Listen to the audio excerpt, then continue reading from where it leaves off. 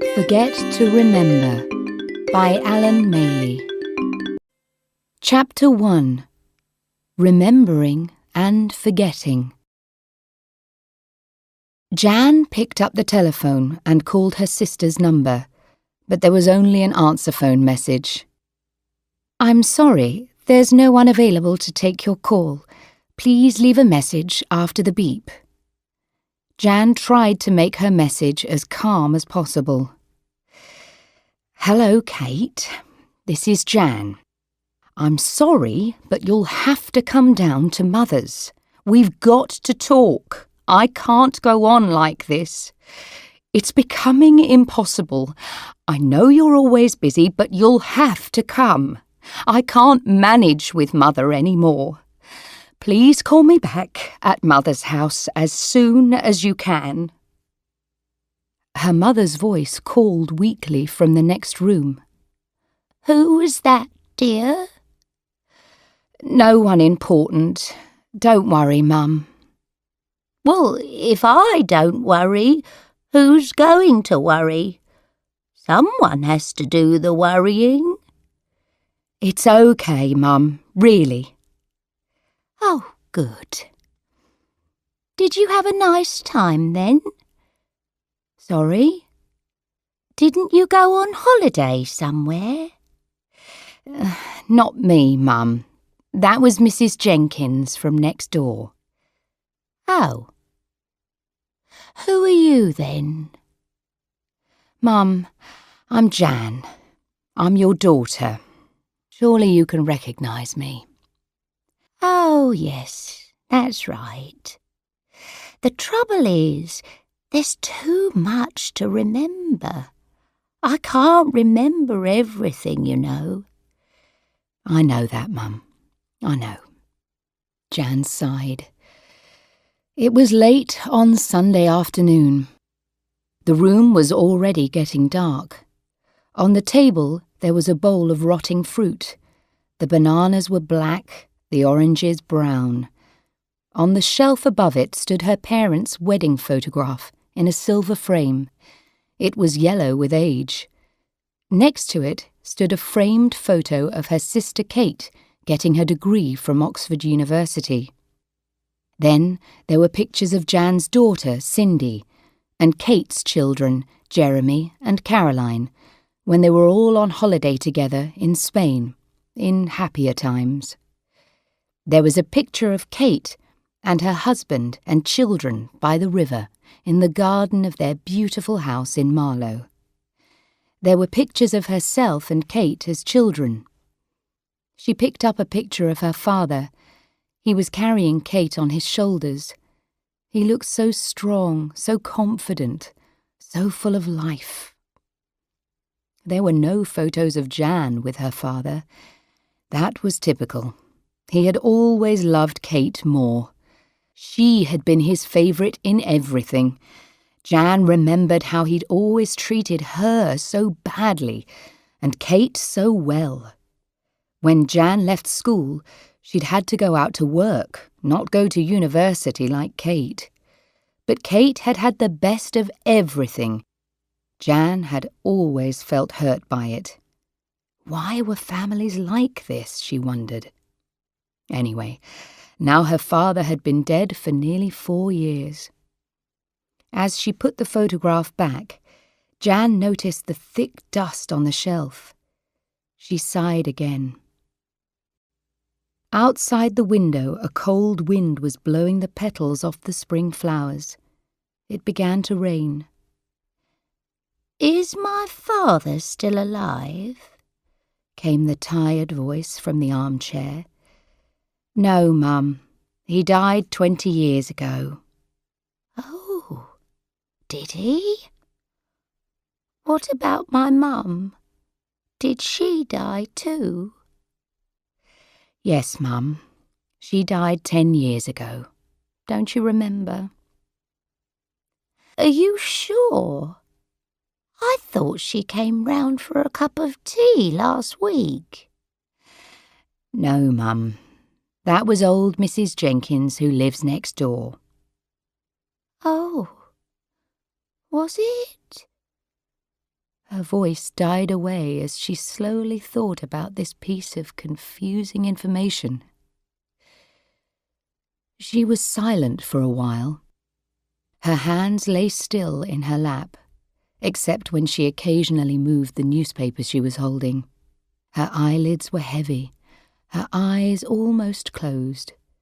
She began to breathe more loudly, a low bubbling sound coming from her throat. She was dribbling from the corner of her mouth and down her chin like a baby. Jan tiptoed to the kitchen and put the kettle on for a cup of tea. When she returned, her mother was still fast asleep, her mouth loosely open. Her head had fallen to one side. Suddenly, she woke up. Her eyes were wide open, but they were empty. They seemed to see nothing. Then they slowly focused again. "Oh, hello," she said brightly. "Nice of you to visit me. Have you been here long?" "I've been here since yesterday, Mum. Don't you remember?" "Oh, have you? Yes, perhaps you have. But you can't expect me to remember every little thing, you know." She picked up the newspaper from her lap and looked at it, but without reading it. "Anyway, where's my tea? I can't do without my tea." "I've already put the kettle on, Mum. It won't be long." "I should hope not. I can't wait around forever, can I? I've got work to do." "I know, Mum. I know." Jan went to the kitchen and prepared a tray with cups, milk and sugar. Then she made the tea, strong and dark, the way her mother liked it. Suddenly, her eyes filled with tears. She swore softly under her breath. "Why do you have to hang on to life like this? It's over for you. Why can't you just die like other people? God forgive me, but why don't you just let go and die? I can't bear to see you suffering like this anymore." She dried her eyes, took a deep breath, and carried the tray in to her mother. It was past 11 o'clock that night when the phone rang. Jan had already fed and bathed her mother and put her to bed. She felt tired, so tired. She picked up the phone. "Hello." "Hello, Jan. It's Kate. I got your message. What's the problem?" Jan took the phone into the kitchen and closed the door. "The problem? What do you think the problem is? It's our mother, of course." "Why? Has something happened?" "Something is happening all the time. Her mind is falling to pieces. Bits of her memory are falling into a big black hole." "But surely it's not that bad, is it? I mean, she seemed pretty lively to me when I came down to see her last month." "Yes, it is that bad. In fact, it gets worse every week, every day even. I've had to see the doctor about her again, and he says she shouldn't be on her own. She can't look after herself. He says she needs 24-hour care. It's all happening so fast. Oh, it's all very well for you. You come down here once a month, if that. Spend a few hours with her and then rush off home again. You should try living round the corner from her like me." "Surely you're not suggesting that I should drop everything in Marlow and move down to Lewisham, are you?"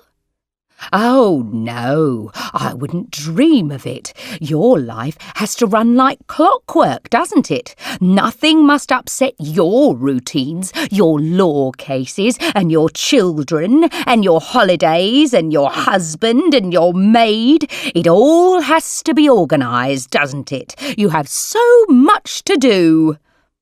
Don't be so unfair, Jan. I made my choices and you made yours. It's not my fault that you're stuck in Lewisham. You should have moved away when you had the chance, when Dad died. Maybe it would have saved your marriage too. Leave my marriage out of this. Mind your own business. My husband was a stupid idiot, and he would have been a stupid idiot wherever we were. Okay. Calm down. I didn't mean to hurt you. All right. Sorry, I'm tired. I've been staying here with Mother all weekend, and I'm going to stay tonight as well. Well, I'm tired too. We went mountain climbing in Wales over the weekend, and the drive back here was terrible. You know what the motorway traffic is like on a Sunday. It took us absolutely hours to get back home. Look, Kate, we've got to meet. I can't talk to you properly over the phone. Can you get down here any day this week? Not during the week, Jan. You know that. I have this big case coming up, and I may have to fly over to Paris to see some clients. What about next weekend? Well, I was planning to go up to Cambridge to see Jeremy for the weekend, but I suppose I could just go for the day on Saturday. Good. Can you come straight here from Cambridge on Saturday evening and stay the night? Sorry, Jan, I don't think so. It would be too much of a rush. And we've got a dinner party with some of Hugh's business partners on Sunday evening. It's important. I have to be there. So I'll come down in time for lunch at your place on Sunday and drive back here in the evening. What about Hugh? Will he come with you? There was a long pause. I doubt it. You know how he loves his golf. All right, then. Let's leave it like that. You'll come down next Sunday. But please come prepared to listen to me. We can't just go on arguing all the time. Quite. All right, big sister. Sleep well. You too. Good night. Jan went back into the lounge. She needed a drink. She searched through her mother's drinks cupboard and found a half-empty bottle of Napoleon brandy. In fact, it looked as if it had been there since the time of Napoleon. She poured herself a glass, drank it down, and went up to bed.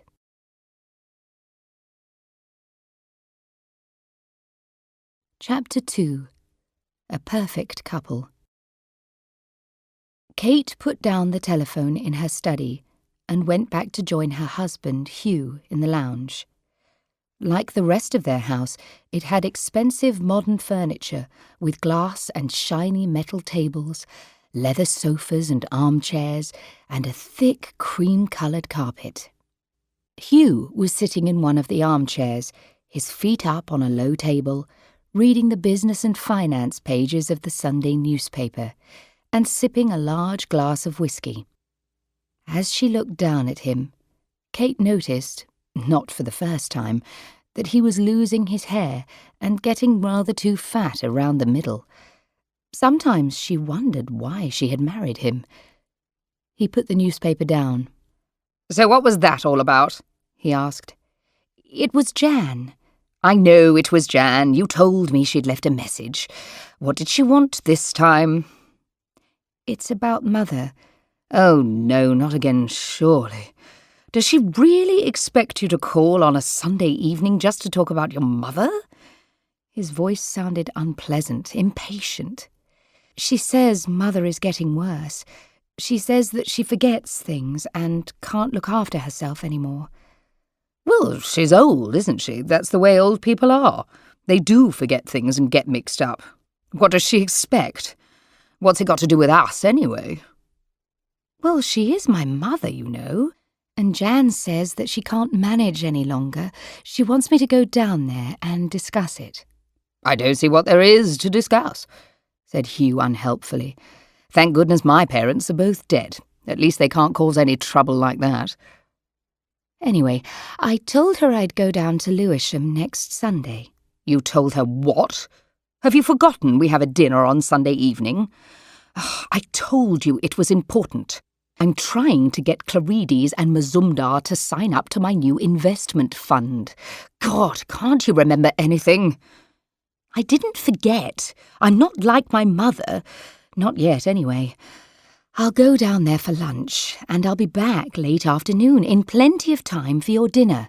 Don't be so bad-tempered. It's not easy for me, you know.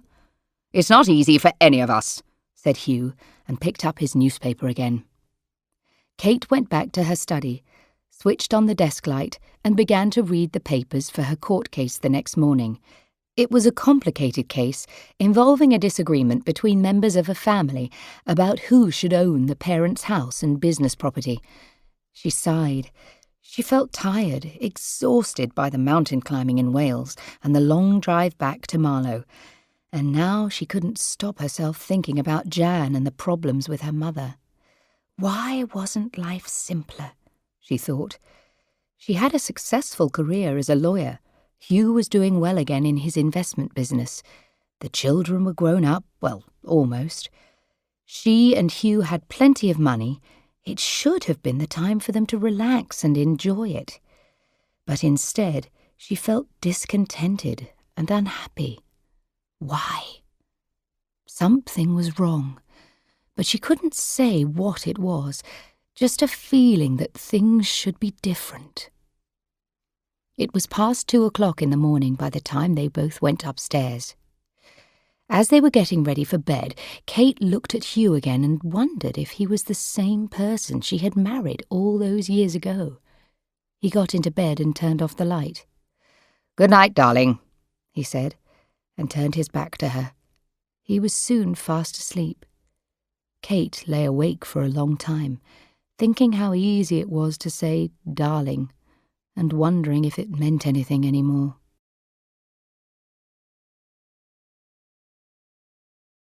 Chapter 3. So what are we going to do? Sunday lunch at Jan's was over. On the kitchen table were the bones of a small roast chicken, potatoes in cold fat, some broccoli in a bowl, half a chocolate pudding from the supermarket, and a plastic pot of cream. There was also an empty bottle of cheap red wine and 2 glasses. "Coffee?" "That would be nice." Kate played with her wine glass, then drank the last few drops. "I'm afraid I can only offer instant coffee. I don't do proper coffee anymore. It's just too expensive." "Oh." Kate paused. She was obviously disappointed. "Never mind. Instant will be fine," she lied. The April afternoon light shone weakly into the kitchen from the small backyard. Jan put on the kettle for coffee and switched on the light. "We need some light on the subject," she said as she banged 2 mugs onto the table and spooned in coffee from a jar. Kate had arrived at 1:00, just in time for lunch, when there was no risk of having to help prepare it. She parked her new red BMW outside Jan's house. There were empty beer cans on the pavement. The front gardens along the street were full of bags of rubbish lying among the weeds and long grass. The new car looked out of place among the old Fords, Fiats and Skodas parked in the dirty grey street. Jan poured hot water into the mugs and passed one over to Kate. "Sugar?" she asked. "No, thanks. I must be careful about my figure," said Kate. "Of course. I know you have to keep up appearances in your position," said Jan without smiling. "True," said Kate with a meaningful look at Jan's old sweater and dirty jeans. "I can't afford to let myself go." "So, what are we going to do about Mother?" asked Jan. Her voice sounded nervous. "What do you suggest?" replied Kate, trying to control her nervousness too. The sisters were like wild animals getting ready to attack each other. Well, let's face facts. Mother can't look after herself any more. The doctor says so too. It's all happened so fast. She can't remember things. She forgets to turn off the cooker. She leaves the lights on all the time. Her fridge is full of rotten food. She wets the bed. She can't walk properly. Kate interrupted her. But is it really that bad? I mean, there are lots of old people who manage well enough on their own. Surely if you just carry on coming round a couple of times a week to check up on her? Why me? Jan was beginning to lose control of her feelings. Why always me? You seem to think I have nothing better to do than look after Mother. It's not that. Well, what is it then? I'm still trying to get a proper job, you know, and when I do, I certainly won't have time to check up on Mother all the time. And anyway, that's not a solution. I told you she's getting worse all the time. She can't be left alone. What if she falls down in the bathroom or falls out of bed? No one would know. We've got to find a proper solution. It's no good burying your head in the sand like an ostrich. It's time to stop pretending, Kate. This is serious. You may have been Dad's little favourite, but she's our mother, not just my mother. Don't forget that. As if you'd let me forget, said Kate in a sharp voice. Anyway, what do you suggest? You obviously have an idea. Jan took a deep breath, then, in a calm voice, she said, I think there are 3 possibilities. Number 1, we find a permanent nurse, someone who can move in with Mother and take care of her all the time. Number 2, we find a good old people's home or care centre. I think that's what people call them these days. The only problem is that both these solutions cost money, lots of money, and money is something I don't have. Even if we sold Mum's house to raise the cash, it would take time, and we don't have time. But I do have money, is that what you mean? Said Kate. Well, yes, you do. When Dad died, he left you half the money from the business.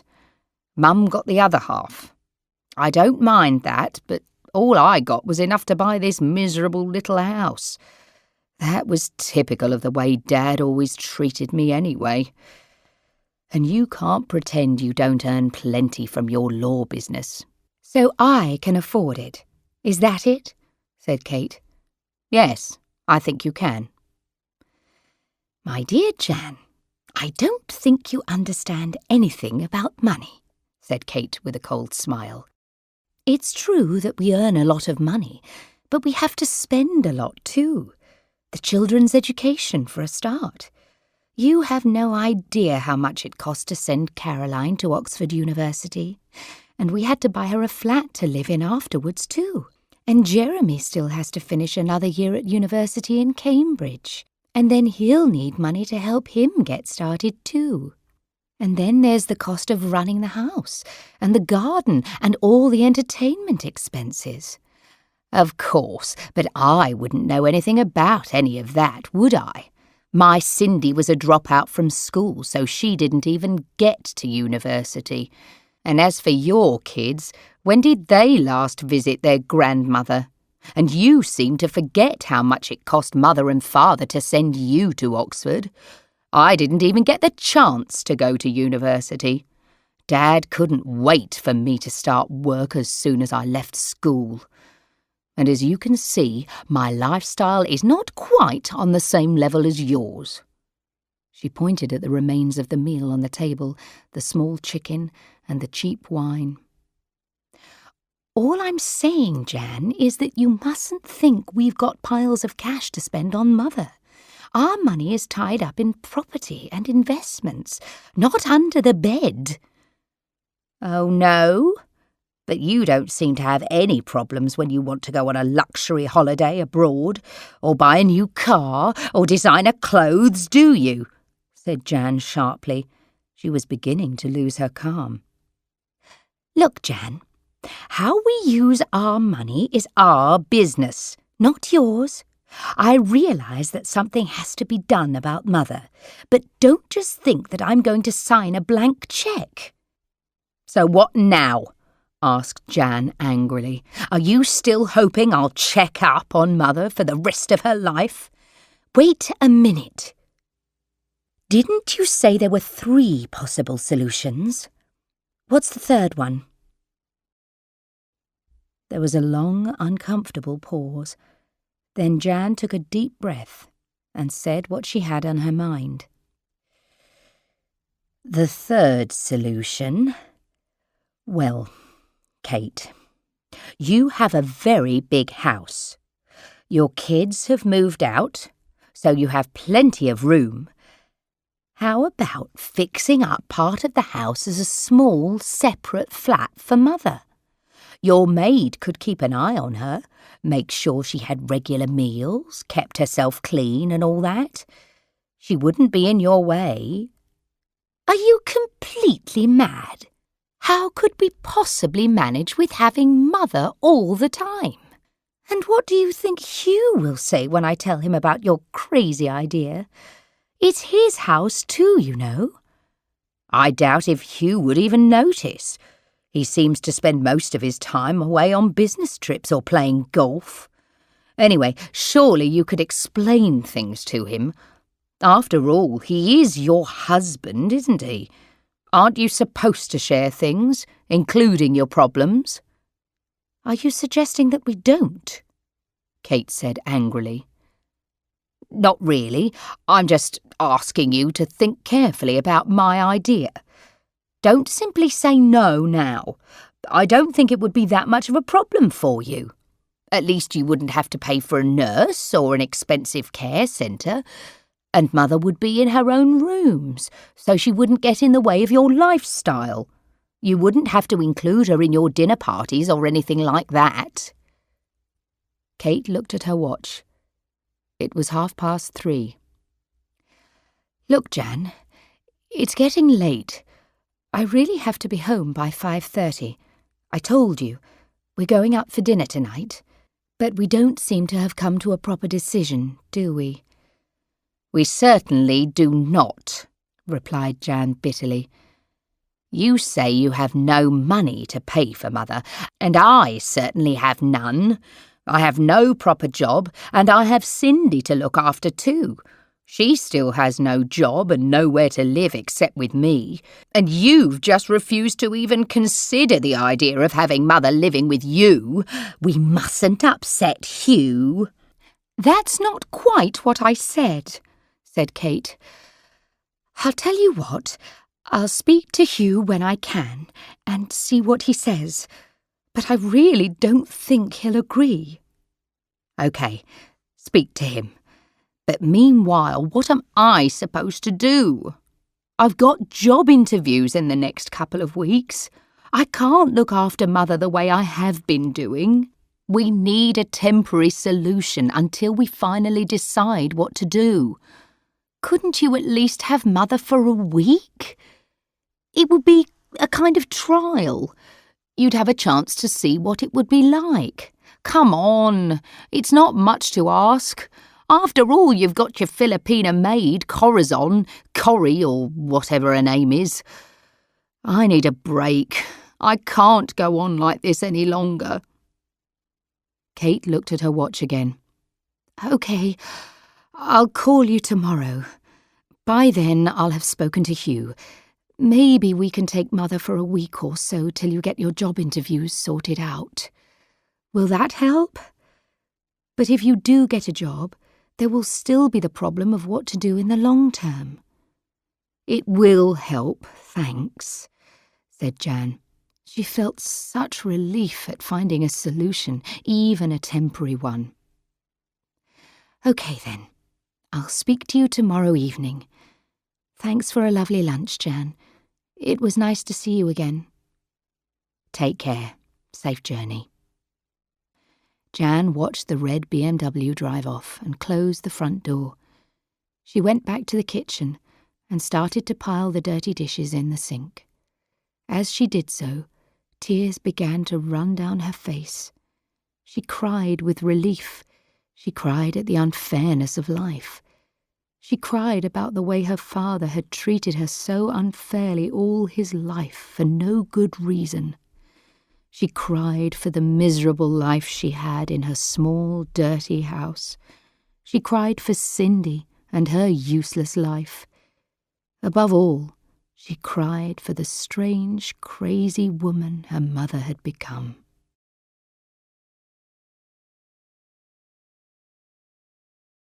Chapter 4. Just this once.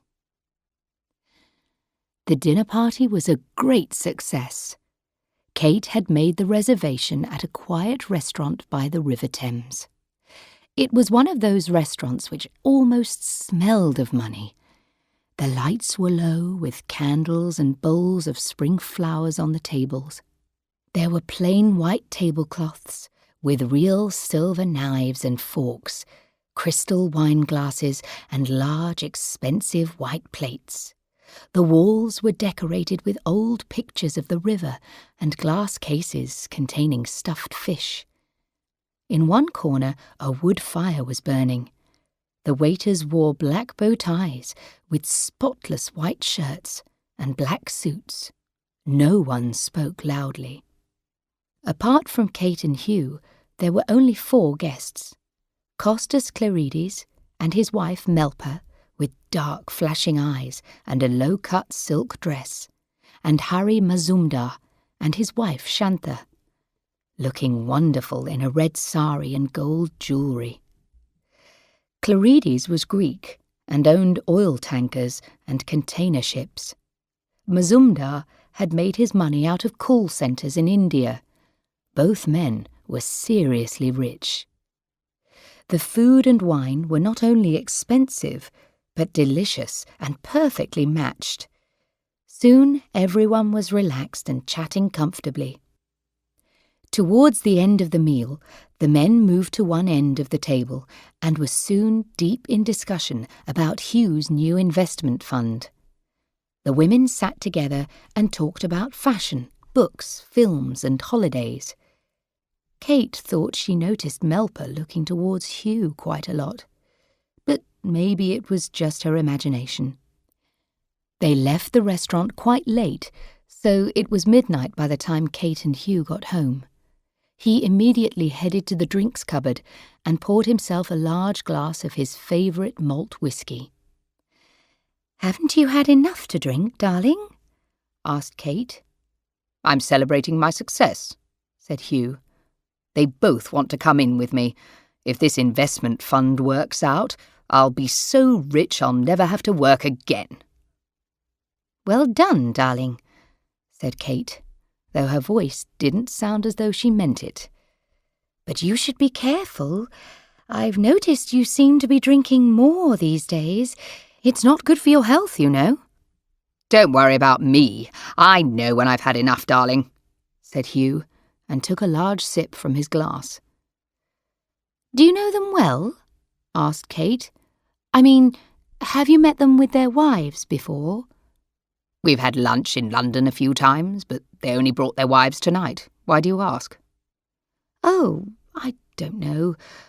I thought they were both very attractive, didn't you? Especially Melpa." There was a pause before Hugh answered. Then he said, "I suppose so. It was the men I was concentrating on." "Anyway, well done, darling," said Kate again. There was another pause. She was wondering if this was the right moment to talk about Jan's idea, when Hugh asked her, "How did you get on at your sister's today? I hope it wasn't too boring." She decided that this was the right time to mention it. "Not boring, but a bit awkward." "What do you mean?" asked Hugh, sipping his drink. "Well, Jan thinks we should do more to help with Mother." "What sort of help? I hope she doesn't think we're going to pay for everything." We did talk about that, and I told her we couldn't. But she really does need some help. We talked about having Mother here for a few days, just as a temporary thing. What? Have you gone mad? How could we possibly have your mother here? It would only be for a few days. She could sleep in Caroline's old room, and Corrie could make sure she's okay. But you never know what she might do. You told me yourself that she forgets where she is and does crazy things. She might set fire to the house or leave the taps running in the bath. Who knows what she might do? Darling, in a week's time you're going away on a business trip. She could come then, and I'll make sure Corrie keeps a close watch on her. Hugh finished the last few drops of his whiskey and put down the glass. All right then, let her stay while I'm in the States. But for goodness sake, make sure she doesn't do anything crazy. And Kate, this is just for a week, right? And just this once? No ideas about her living with us? Of course, darling. It's just this once. I'll call Jan tomorrow and I'll talk to Corrie. Now, are you coming to bed? It's Monday tomorrow. No, you go up, darling. I need to think about how I'm going to move this investment fund ahead now I've caught the 2 biggest fish. Good night, darling. Kate bent down to give Hugh a quick kiss and went upstairs. As she looked back, she saw Hugh pouring himself another large glass of whiskey.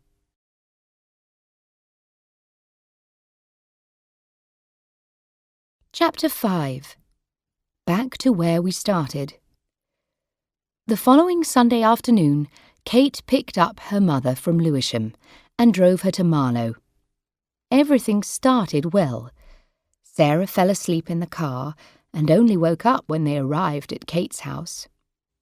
Kate put her mother in her daughter Caroline's old room. It was a big, bright room and overlooked the large garden, which went down to the river.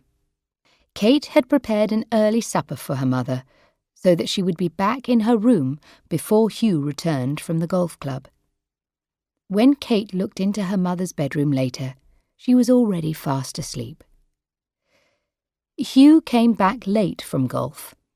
He seemed to be in a strange mood, and Kate wondered what had happened. But he didn't tell her anything. He had a quick supper and went straight to bed. He left for the airport on his trip to the States very early the next morning, without waking Kate. Before leaving for work that morning, Kate left instructions with her maid, Corrie. Corrie was an important part of the household. Without her, Kate wouldn't have been able to lead her busy professional life as a lawyer. Corrie took care of everything.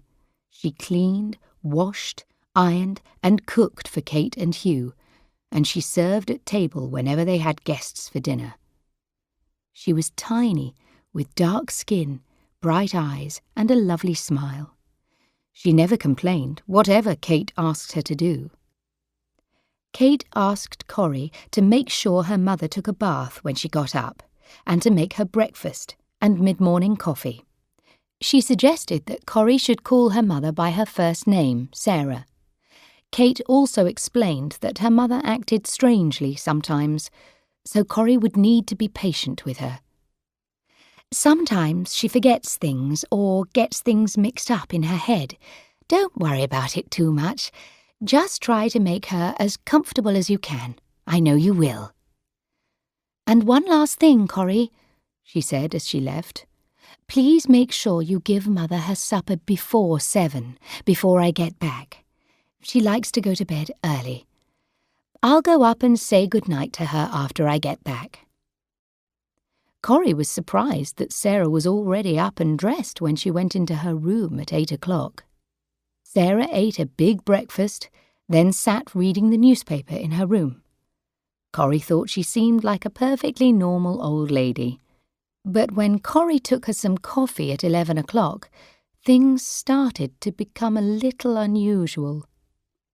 "Hello, dear. Are you the waitress?" said Sarah. "Can you call the manager? I'd like to talk to him." Corrie didn't know what to say, so she began to put the coffee things on the small table next to Sarah's chair. "I'm speaking to you, young lady," said Sarah sharply. "You'd better answer me. I want to see the manager. I'm not satisfied with the service here." Corrie was totally confused by this situation. She tried to deal with it as best she could. "I'm sorry, Sarah. We no got manager. Only got Mr. Hugh, and he go to America." "How dare you call me Sarah? Since when does a waitress call a customer by her first name? So impolite. Go and get me the manager immediately," she screamed. By now, Corrie was getting really worried. She decided to play the part of a waitress in a hotel to satisfy Sarah. "Very well, madam," she said. "I'll go downstairs and look for manager now. I come back soon. "That's better," said Sarah. Back in the kitchen, Corrie wondered what to do. Should she phone Kate? But she knew Kate had an important meeting in London. She decided to wait a few minutes and then go back to see how Sarah was. When Corrie went back to Sarah's room, the old lady was asleep with the newspaper open on her lap.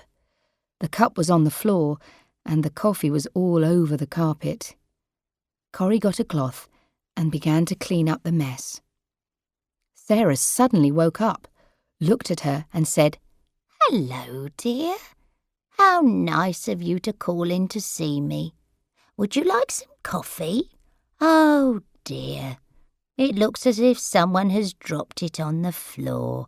Never mind. I can get you some more." "It's all right, madam. I not need coffee." "Why are you calling me madam?" asked Sarah with a puzzled expression. "I thought we were friends. Why don't you call me Sarah?" "Yes, Sarah," said Corrie, now completely confused by Sarah's unusual changes of behaviour. "I look for manager, but so sorry he go for meeting." "Manager? What manager?" said Sarah. "But I wonder if you've seen my father. Someone told me he lives round here, but I haven't seen him for a long time. Have you seen him?" "Your father? So sorry, I don't know him," said Corrie. "Yes, you do," said Sarah. "He's tall and handsome. He works for a tailor in the West End of London. He makes clothes for all the famous people. You must know him." "So sorry," said Corrie, "but I not see him." "Never mind. I expect he'll come round to see me one of these days," said Sarah. After a pause, the expression on her face changed. She looked nervously around the room. "This is a nice room, isn't it, dear? Where am I? Do I live here? Are they coming to ask me any questions? I don't know the answers." She seemed very upset and worried, so Corrie tried to hold her hand and put an arm round her shoulder to comfort her. Sarah suddenly became angry. "You take your hands off me! Who do you think you are? What are you doing in my house?" she shouted.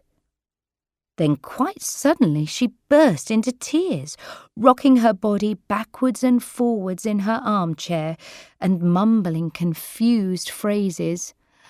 I don't want to say anything that will get me into trouble, she moaned. You don't know what it's like. They're watching me all the time. They've got all these questions and I don't know the answers. This time she allowed Corrie to comfort her. Corrie helped Sarah out of the chair and onto the bed. You just have a little rest now, Sarah, she said. I come and call you for your lunch, okay? Sarah eventually calmed down, and soon she was asleep. Corrie tiptoed quietly out of the room. Sarah slept through lunchtime and only woke at 5 o'clock.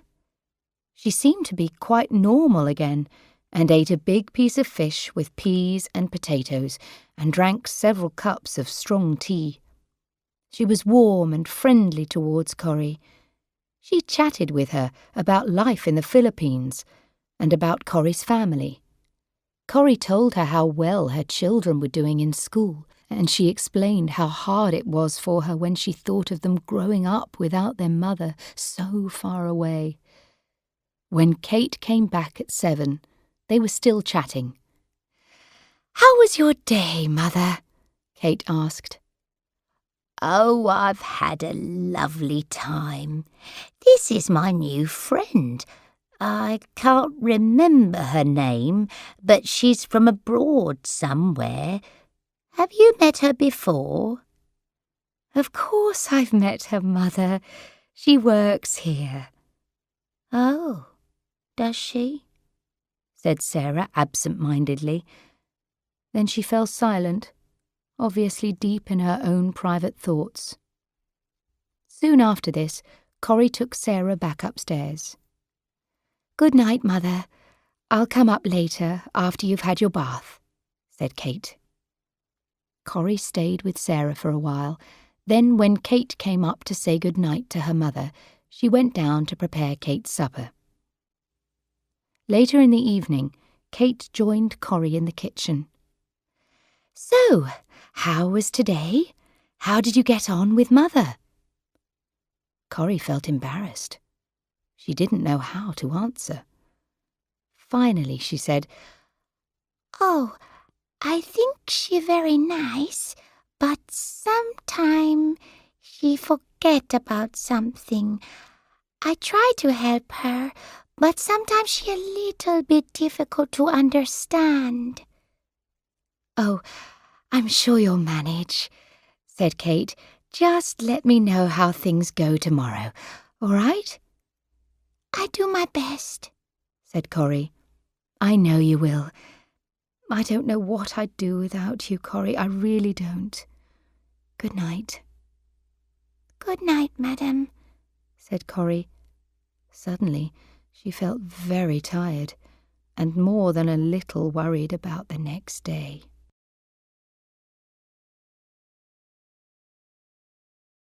Chapter 6. Never Again. The next day started uneventfully.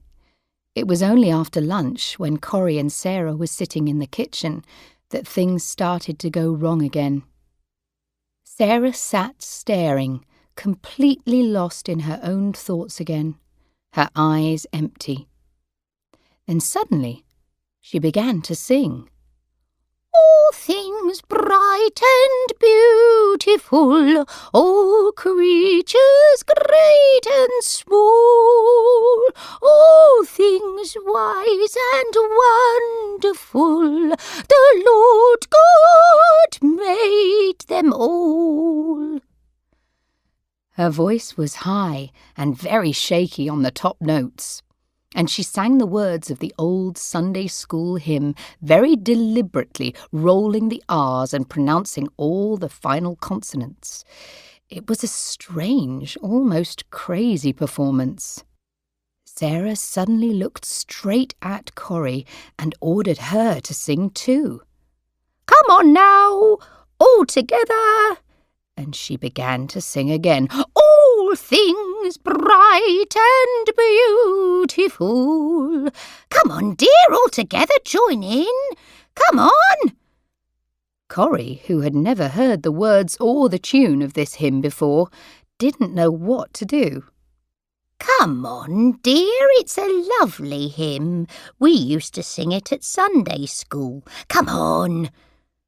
And she sang the first verse again, conducting wildly, with her arms spread wide like some crazy old bird flapping its wings. She moved on to the second verse. Come on, you can do better than that, she told Corrie. Each little flower that opens, each little bird that sings, he made their glowing colours, he made their tiny wings. Corrie tried her best to sing along, but Sarah was clearly not satisfied with her efforts. Back to the chorus, she said, and waved her arms even more wildly. All things bright and beautiful. And that wasn't the end of it. Sarah went on and on, repeating the verses over and over again. Corrie began to wonder if she would ever stop singing. The week went on, and somehow Corrie got used to the old woman and her crazy talk. At times, Sarah would act quite normally, but other times she would refuse to eat her food or throw it on the floor. One morning she woke up and refused to get out of bed. Often she would ask Corrie about her father and mother as if they were still alive. Sometimes she seemed not to recognise Kate, or she thought that Corrie was her daughter. Luckily, Corrie was a patient and kind person, so somehow they got through the week. On Wednesday evening after supper, Kate asked Corrie again, "How do you think Mother is now?" Madam, I think she very old, and maybe she got problem with her memory, but she a nice lady, I think. Maybe she need her family with her. Yes, well, it would be nice, I know, but we haven't got the time to be with her all day. We're so busy. Anyway, she'll be going home soon. In fact, Kate had hardly spoken to her mother. She left for work each morning before Sarah was up and only got back in time to say good night to her. Kate was about to go up to bed when she remembered something. Hugh had called her from New York and wanted her to prepare a special dinner party on Friday evening again for his business friends. But this time he wanted it to be at home, so it would be more informal and private. "Oh, Corrie, we have 6 people coming to dinner on Friday. We'll talk about the food tomorrow, but can you manage to feed Mother early and make sure she's back in her room before the guests arrive?" "Yes, madam, I will do my best," said Corrie, though she wondered how she would manage to look after the old lady and cook the dinner too. Hugh got back on Thursday evening. He slept late on Friday morning, then went off to play golf. Kate was glad he wouldn't be around, in case he met her mother. He'd obviously forgotten all about her, and Corrie felt grateful that she wouldn't have to cook him lunch. It was always difficult to please him, and he usually found something he didn't like about her cooking, though everyone else always praised her skill as a cook. She didn't like Hugh. She thought he wasn't a nice man at all. After she had taken Sarah her breakfast, Corrie went down to the kitchen to start preparing the evening meal for the guests.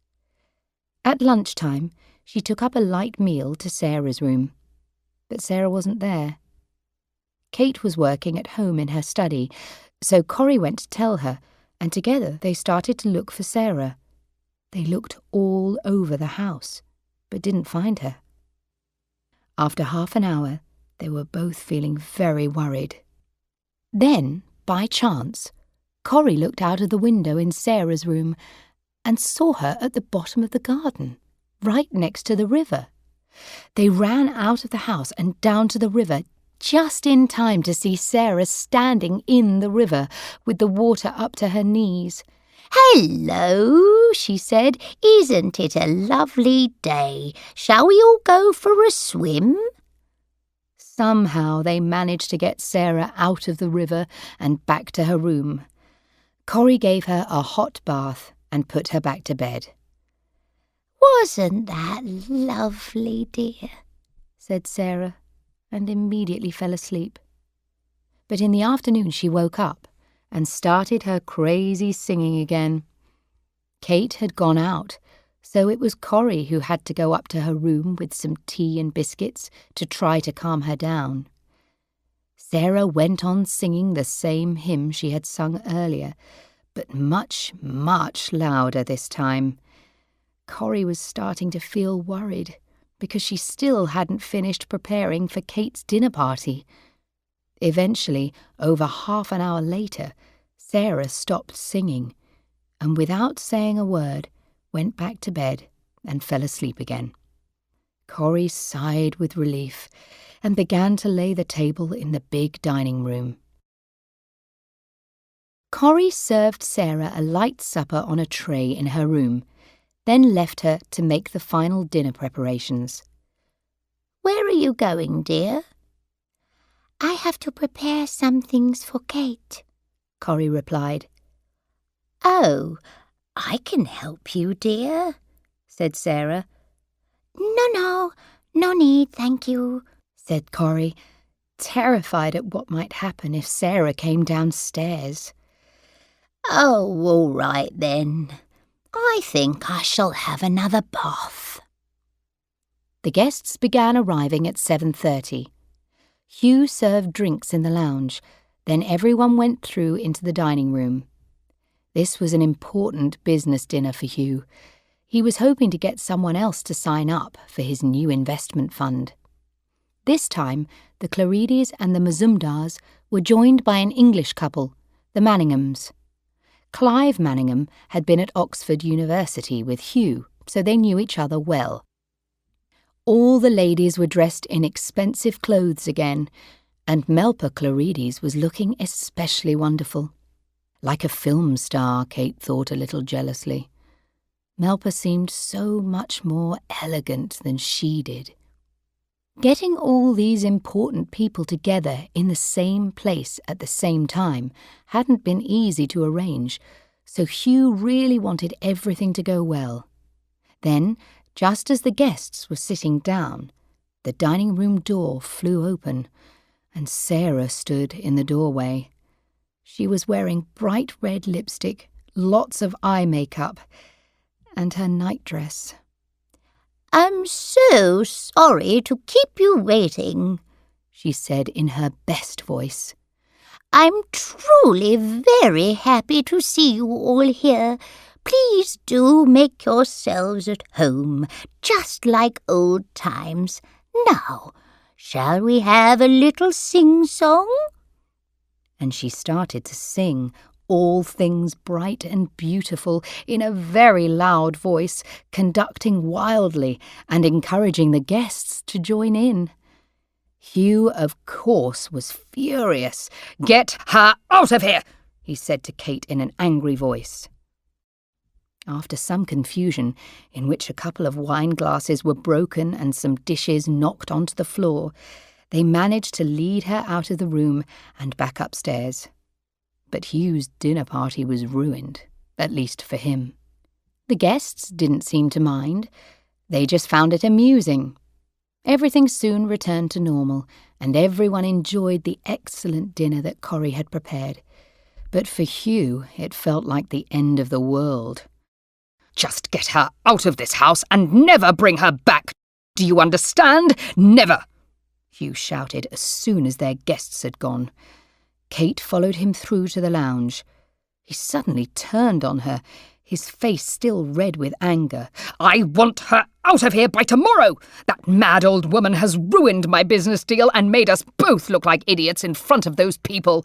How can I ever invite them again?" I know it was bad, darling, but it wasn't that bad. In fact, I think they all thought it was quite funny. Their wives, too. I'm sure it won't ruin your business deal. These are grown-up people. Surely they won't hold it against you. I'm not so sure. That crazy old woman made us look like idiots. If I look like an idiot, maybe they'll think I am an idiot. You don't know how these people's minds work. Anyway, I'm sorry it happened, said Kate. And of course Mother can't stay here. It was a bad idea. I should have known it wouldn't work.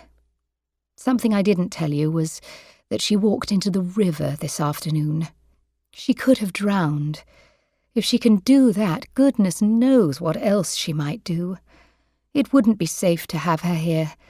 I'll call Jan in the morning and tell her I'll be taking Mother back to Lewisham tomorrow.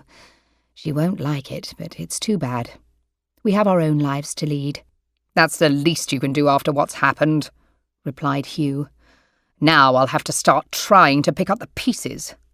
I'll have to call everyone tomorrow and try to calm things down. Let's hope my partners don't walk away from the investment fund now that we've got so far with it. I'm sure it will all pass. No one will even remember it in a month from now. People easily forget these things. I hope you're right. Now I think of it, maybe it would have been better if your mother had kept walking into the river. That would have been one less problem for us to think about. Hugh?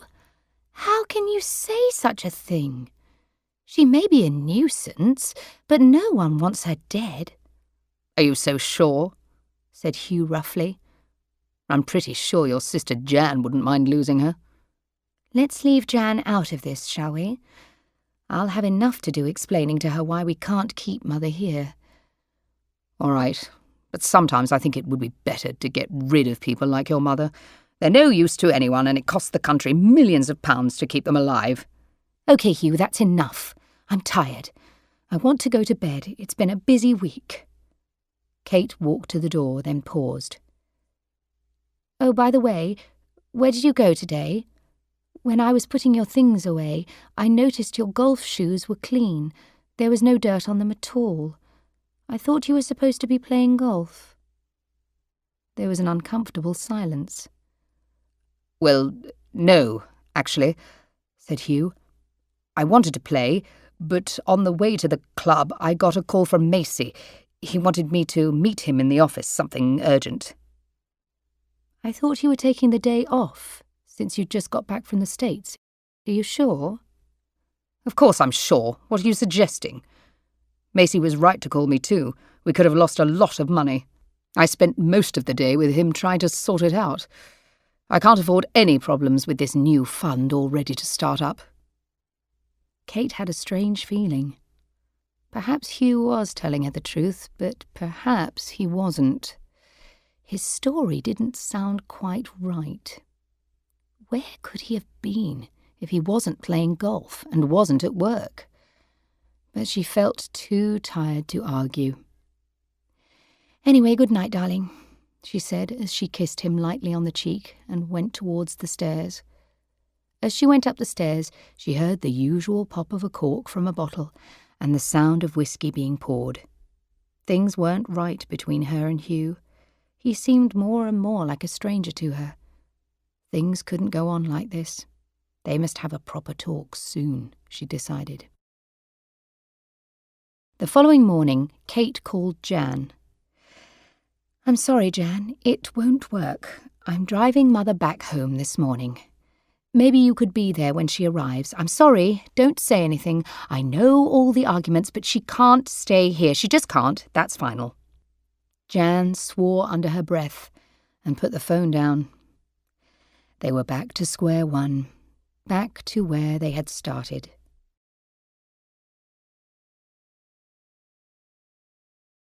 Chapter 7. Difficult Choices. When Kate took her mother home on Saturday morning, Jan wasn't there. Instead, it was Cindy who opened the door. Cindy was 28. Her hair was bright green, and she wore rings, lots of rings. Rings in her ears, a nose ring and a lip ring, and a ring through her tongue, too. Her face was unnaturally pale, like dough for making bread. She looked as if she'd just climbed out of bed. She didn't speak to Kate, who, for once, didn't know quite what to do or say. Eventually, Kate said, "Please tell your mother I'll call her later." "Clear off," said Cindy, and shut the door in her face. Who was that nice lady taxi driver? Asked Sarah. Cindy burst out laughing in spite of her bad mood.